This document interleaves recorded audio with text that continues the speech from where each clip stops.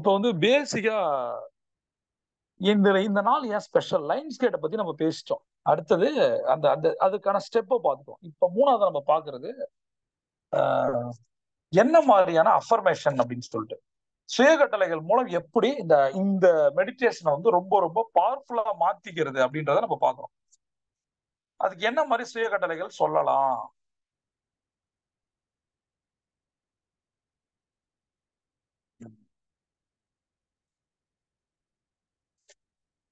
அப்படின்றத நான் சொல்றேன். எதை முன்னாடி சொல்றது, எதை பின்னாடி சொல்றது. Right, okay. ஃபர்ஸ்ட் விஷயம் என்ன சொல்லணும் அப்படின்னா, இந்த இடத்துல எதற்காக அப்படின்னு சொல்லிட்டு சொல்றேன். என்னை நோக்கி முதல் விஷயம், இதை நீங்க அப்புறம் கூட எழுதிக்கலாம், எழுத முடிஞ்சா எழுதலாம். என்னை நோக்கி காஸ்மிக் அலைகள் வருவதை நான் உணர்கிறேன். என்னை நோக்கி காஸ்மிக் அலைகள் வருவதை நான் உணர்கிறேன். இந்த நாள் ஒரு இனிய நாள். இந்த நாள் ஒரு இனிய பியூட்டிஃபுல் டே. அதான் நம்ம சொல்றோம். இதை உணர்கிறேன் ஏன் சொல்றோம் அப்படின்னா, எதையுமே உணர்ந்து சொல்லணும். எந்த ஒரு சுய கட்டளையும் உணர்ந்து சொல்லணும். காஸ்மிக் அலைகள் வருவதை நான் உணர்கிறேன் அப்படின்னு சொல்றேன். ஒரே நிமிஷம், அடுத்தடுத்த என்ன மாத்தி சொல்லக்கூடாதுன்னு ஒரு சீரியஸ் இருக்கு, நான் பாட்டுக்கு எழுதி வச்சிருக்கேன். ஒரே நிமிஷம். மன்னிக்கணும் மக்களே, இந்த நேரத்துல நீங்கள் கண்களை மூடி உங்களுடைய மூச்சு காத்தை யோசிச்சுட்டு இருக்க.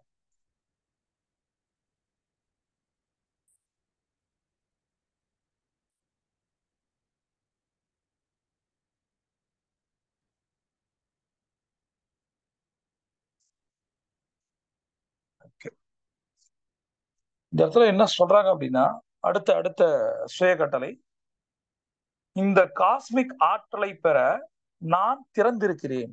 இந்த காஸ்மிக் ஆற்றலை பெற நான் திறந்திருக்கிறேன். என்ன திறந்திருக்கீங்க? திறந்து வச்சிருக்கோம் மைண்ட், அதுதான் திறந்திருக்கிறேன் அப்படின்னு சொல்றோம்.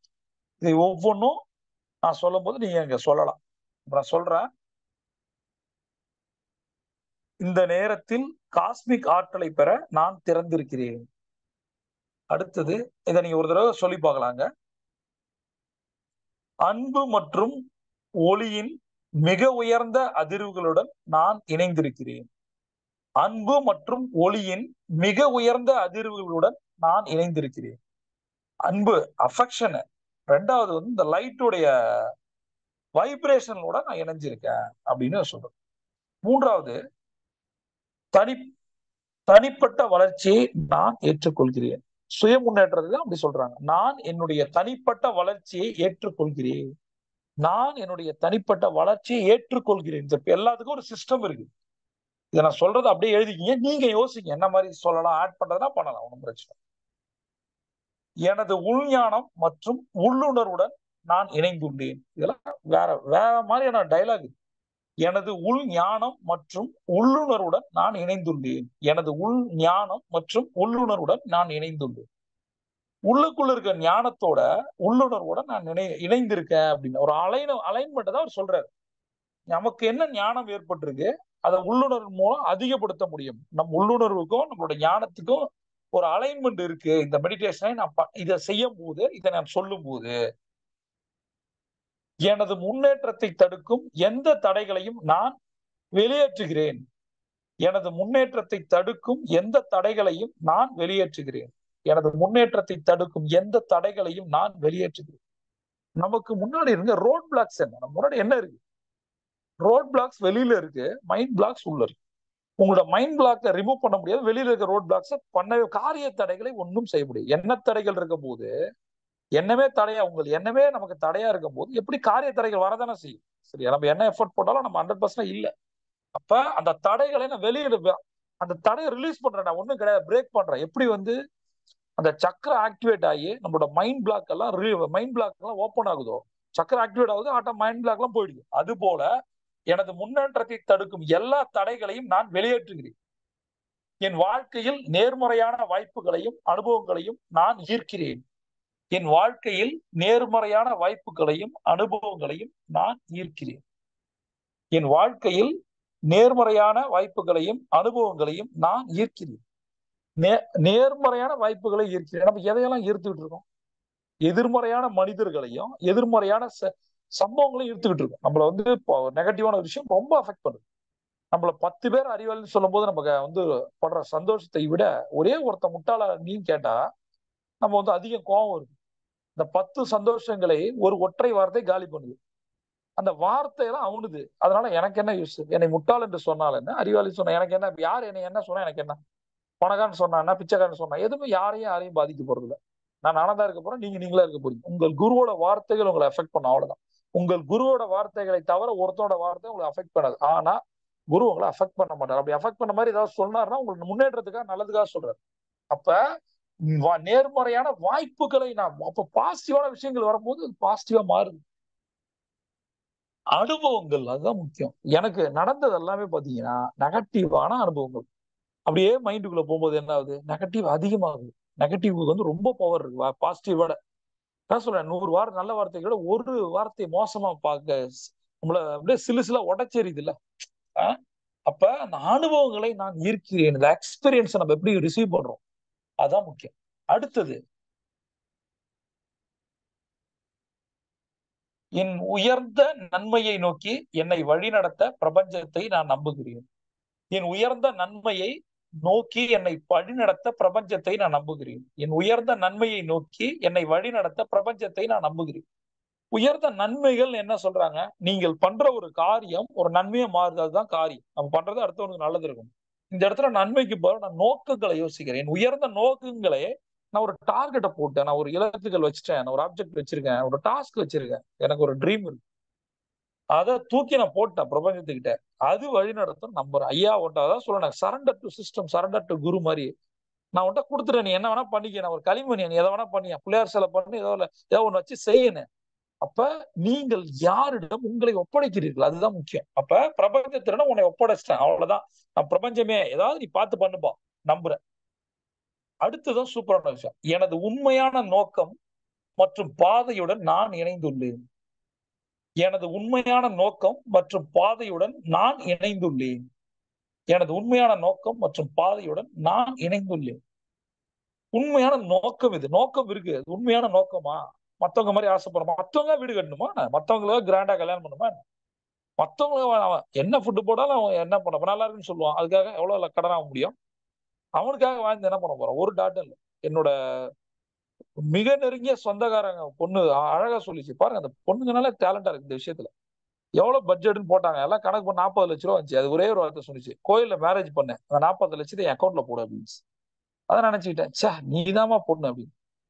தேவையில்லாத செலவு பண்ணி காலி பண்றாத, எக்ஸ்ட்ரா லோனை போய் என்ன போட வச்சிடாத.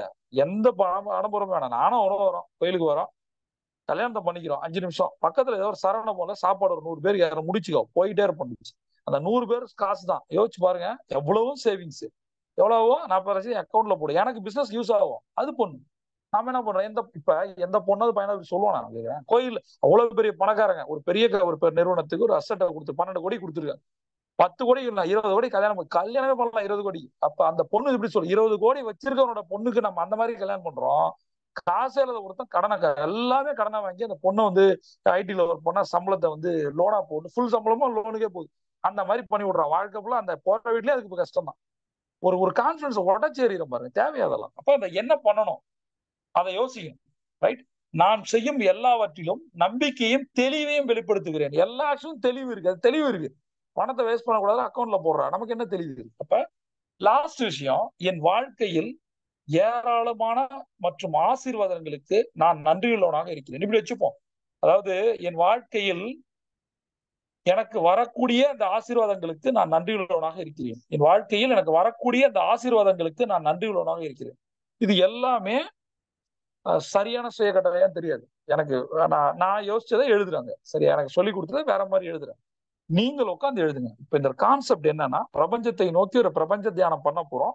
நான் ரொம்ப போக்கஸா இருக்கேன். ஃபர்ஸ்ட் உட்காந்துட்டு என்விரான்மெண்ட் கிரியேட் ஆயிடுச்சு, மைண்ட் அமைதிப்படுத்துறதுக்காக மூச்சு பயிற்சி பண்றேன். அது மைண்டு உள்ள போயிட்டு அடுத்தது நம்ம யோசிக்கிற ஒரு ஆப்ஜெக்ட ஒரு சுத்துற மாதிரி ஒரு பயங்கரமான ஒரு பிரைட்டான ஒரு விஷயம் அது மைண்டுக்குள்ள வருது. பாடி டெம்பரேச்சர் அதிகமாகுது, எனக்குள்ள இருக்க சக்ராஸ் ஆக்டிவேட் ஆகுது, ஆட்டோமேட்டிக்கா என்னோட மைண்ட் பிளாக்ஸ் எல்லாம் ரிமூவ் ஆகுது. இதுதான் அந்த கான்செப்ட். ரைட். இப்போ நான் என்ன பண்றேன்னா, என்னோட கோல்ஸ் எல்லாமே என்ன பண்றேன், ஆட்டோமேட்டிக்கா பிரபஞ்சத்தோட கனெக்ட் பண்றேன். ஏன்னா என் மைண்ட் பிளாக் இல்ல, நெகட்டிவிட்டி இல்ல, நான் ரொம்ப பாசிட்டிவா இருக்கேன். இந்த நேரம் இந்த பிரம்ம முகூர்த்த நேரத்துல நம்ம பேசுறோம். இது 8/8/2024 ஒரு அபூர்வமான நாள் இது காலையில. இதை பற்றி நிறைய வீடியோக்கள் இருக்கு. நீங்க ரொம்ப இன்ட்ரெஸ்டா இருந்தீங்கன்னா சர்ச் பண்ணி பார்க்கலாம். ரொம்ப கம்மியான பேருக்கு தான் இது தெரிஞ்சிருக்கு. ஆனா நம்ம ஆளுங்க அதை வேற மாதிரி பண்றாங்க. பட் பாசிட்டிவான விஷயத்தை மட்டும் எடுத்துப்போம். இதுதான் நம்ம பண்ண வேண்டிய இந்த சுய கட்டளைகள். இது எப்போ உங்களுக்கு பலன் அளிக்கும் அப்படின்னா, எல்லா விஷயங்களும் சொல்றேன். இதுல நான் பேசியிருக்கிற நம்ம ஷேர் பண்ணிருக்க விஷயங்கள் எல்லாமே எடுத்துங்க. என்னென்ன விஷயங்கள் சொல்லியிருக்கோம், என்ன விஷயங்கள் உங்களுக்கு தெரியும், தெரிஞ்ச விஷயங்கள் நீங்க பண்ணீங்க. Point number 1. என்னென்ன விஷயங்கள் நான் ஷேர் பண்ணியிருக்கோம், என்னென்ன விஷயங்கள் எடுத்துக்கிட்டீங்க, என்னென்ன விஷயம் உங்களுக்கு தெரியாது, தெரியாத விஷயத்த எப்படி பண்ண போறீங்க. தெரிஞ்ச விஷயத்த கரெக்டா பண்ணீங்களா, தெரியாத விஷயத்த எப்படி பண்ண போறீங்க. இந்த தெரிஞ்ச விஷயம் நீங்க பண்ணாம இருக்கீங்க, அதை உங்களோட குருக்கிட்ட கேட்டுங்க. தெரியாத விஷயம் ஏதாவது இருந்தது அப்படின்னா நீங்க என்கிட்ட கேட்டுக்கலாம். அதை நீங்க பண்ண போறீங்க. இந்த 4 நாட்கள் ரொம்ப ரொம்ப முக்கியம். அடுத்த நாள் 12ஆம் தேதி வரைக்கும்ன்றாங்க அந்த டைம். எனக்கு நேரம் காலம் எல்லாமே நல்ல நேரம் தான். பட் ஒரு சயின்டிபிக்கான நேரத்துல, ஏன்னா எல்லா நேரமும் அமாவாசையோ பௌர்ணமியோ அல்ல. சரியா? எப்பயாவது ஒரு பௌர்ணமி, எப்பயாவது ஒரு அமாவாசை. இதெல்லாமே ஒரு ஒரு சேஞ்ச் நடக்கிறது, நல்ல சேஞ்ச் நான் ஃபீல் பண்றேன். சரியா? பியூட்டிஃபுல் டே. குரு பூர்ணிமாவுக்கு அடுத்து உங்கள்ட்ட இதெல்லாம் ஷேர் பண்றதுக்கு ஒரு வாய்ப்பு கிடைச்சது. இந்த இடத்துல நீங்க ஒரு மன்னிப்பு உங்கள்ட்ட நான் கோருகிறேன். எனக்கு எனக்கு கண்டன சரியா நான் உள்வாங்கி சொன்னா எனக்கு தெரியல. மேபி யாராவது மெடிடேஷன் ப்ராக்டிஸ்னஸ் நான் ஏதாவது இதுல நான் சொன்னதுலயோ தப்பு இருந்ததுன்னா நீங்க என்ன சரிப்படுத்தலாம். அந்த தப்பு பண்ணியிருந்தேன் அப்படின்னா நீங்க மன்னிக்கணும். யாராவது எக்ஸ்பீரியன்ஸான பீப்புள் இருக்கும்போது. ஏன்னா எல்லா விஷயத்தையும் நான் உள்வாங்கி நான் செய்யும் போது நான் என்ன தப்பை சரி பண்றதுக்கு எனக்கு குருக்கள் இருக்காங்க. அதையும் தாண்டி நான் தப்பு பண்ணலாம். மேபி உங்களை நான் தப்பா கைட் பண்ணிடக்கூடாது. நான் தப்பு பண்ணி நான் என்னோட குருக்கிட்ட திட்டு வாங்கி சரி பண்ணிக்கலாம், நான் சரி பண்ணிக்கலாம். நீங்கள் என்னுடைய வார்த்தைகளால ஒரு தடம் மாறிடக்கூடாது. அதனால இந்த விஷயங்களை நீங்கள் யாரு ஒரு ஸ்பிரிச்சுவல் குருவோ அவங்கள்ட்ட கேட்டு வெறும் யூடியூப்லாம் பார்த்து நீங்க செய்யக்கூடாது. உங்களுக்குன்னு ஒரு ஸ்பிரிச்சுவல் குரு கண்டிப்பா இருக்கணும். அவங்கள்ட்ட இதை பத்தி நீங்க விஷயத்த டிஸ்கஸ் பண்ணுங்க. இப்ப நான் சொன்னது எல்லாமே ரொம்ப ரொம்ப சிம்பிளான ஸ்ட்ராட்டஜி தான். ஹோப்ஸோ என்னை விட யாராவது நிறைய பேர் சொல்லியிருப்பாங்களே, அவங்கள்ட்ட வேணா படிச்சு பாருங்க. நீங்க கூகுள்லயே யூடியூப்லயே போட்டு பாருங்க. இந்த மாதிரி லைன்ஸ் கேட் மெடிடேஷன் போட்டு பாருங்க. சூப்பரா சொல்றவங்களா இருப்பாங்க. சரியா? அவங்கள்ட்ட இருந்து விஷயத்தை எடுத்து நீங்க அதை வாழ்க்கையில பயன்படுத்தி இந்த நாள்ல எவ்வளவு நமக்கு கடனோ அல்லது உள்ள ஏதாவது ரிலேஷன்ஷிப் சேலஞ்சஸ், ஹெல்த் சேலஞ்சஸ் இருந்துச்சோ அதெல்லாம் சரியாகும்னு சொல்றாங்க. அடுத்த ஒரு 4 days தொடர்ந்து செய்யும் போது நம்மளோட வாழ்க்கை மாறும் நம்புறாங்க. அதனாலதான் 8/8க்கு ஒரு சிக்னிபிகன்ஸ் இருக்கு. சனியை போல் கொடுப்பார் இல்லை. அதை வச்சுப்போம். சூப்பரான நாள்ல உங்கள்ட்ட இதெல்லாம் ஷேர் பண்ண வாய்ப்பு கொடுத்ததுக்கு நன்றி. மேடம் ரெக்கார்டிங் கட் பண்ணலாமா?